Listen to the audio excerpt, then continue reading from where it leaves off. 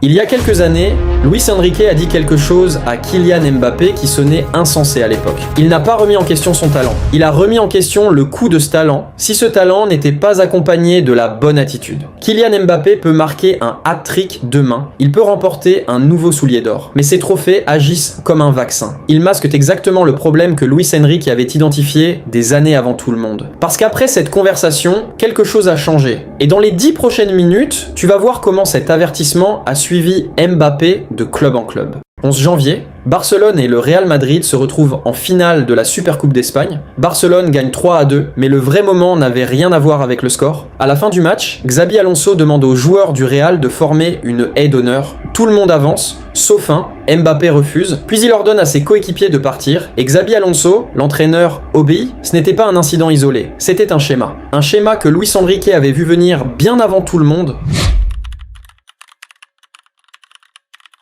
Mais avant d'aller plus loin, il y a une vérité inconfortable qu'on doit affronter. Que tu l'aimes ou non, Kylian Mbappé est exactement aussi bon que tout le monde le dit. Dès le moment où il arrive à Monaco, le football comprend ce qu'il a entre les mains.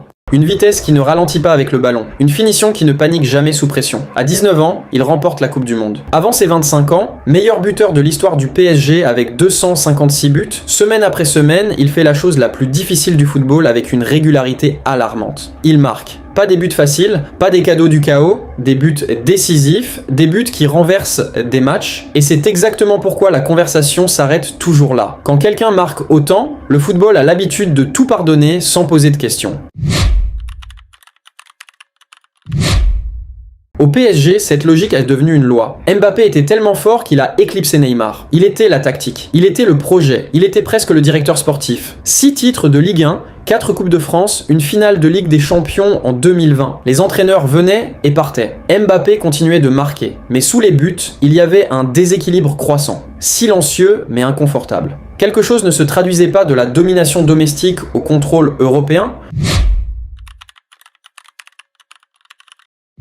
Quand Luis Enrique arrive au PSG, Kylian Mbappé est déjà plus grand que le club. Et ce que Luis Enrique fait ensuite était inhabituel. Il s'assoit avec lui et il lui dit quelque chose que la plupart des entraîneurs n'oseraient jamais dire. Être le meilleur attaquant du monde ne suffit pas. Il lui parle de Michael Jordan. Pas pour les points, mais parce que Jordan défendait quand il le fallait, parce qu'il donnait l'exemple même quand le ballon n'était pas dans ses mains. Si toi, tu montres l'exemple pour presser, tu sais ce qu'on a ? Une machine, une vraie équipe. C'est ça, un leader. C'est ça, Michael Jordan. Un leader n'est pas le joueur qui décide des matchs quand tout va bien. Un leader est celui qui porte l'équipe quand les choses s'arrêtent de fonctionner. Mbappé n'a pas écouté. Et regarde ce qu'Henrique a fait de Dembélé, étiqueté comme un talent gâché. Devenu l'un des meilleurs joueurs du monde, parce qu'il a écouté ce qu'Henrique disait à Mbappé.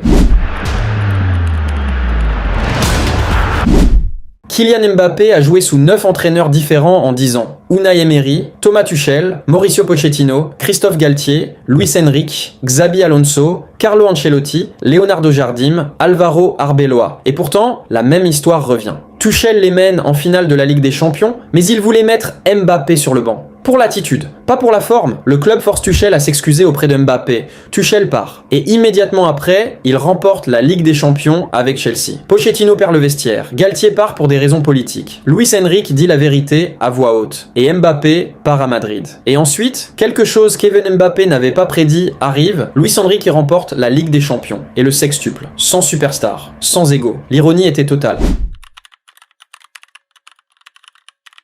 Quand Mbappé arrive à Madrid, ils n'avaient pas besoin de lui. Mbappé arrive, il marque. Beaucoup, mais le rythme change. Le pressing s'effondre. L'harmonie qu'Ancelotti avait construite ne revient jamais vraiment. Puis vient Xabi Alonso. Discipliné, exigeant, un entraîneur de pressing. Et lors de cette finale de Supercoupe, Mbappé ordonne à ses coéquipiers de partir, et Xabi obéit, c'est là que tout était terminé.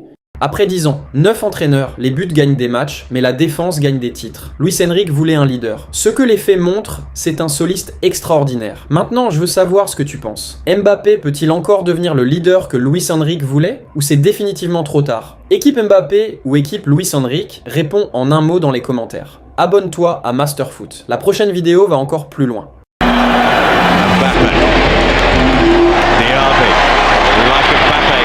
Left with terrific pace, but Mbappe turns on the burners, makes it 1-0.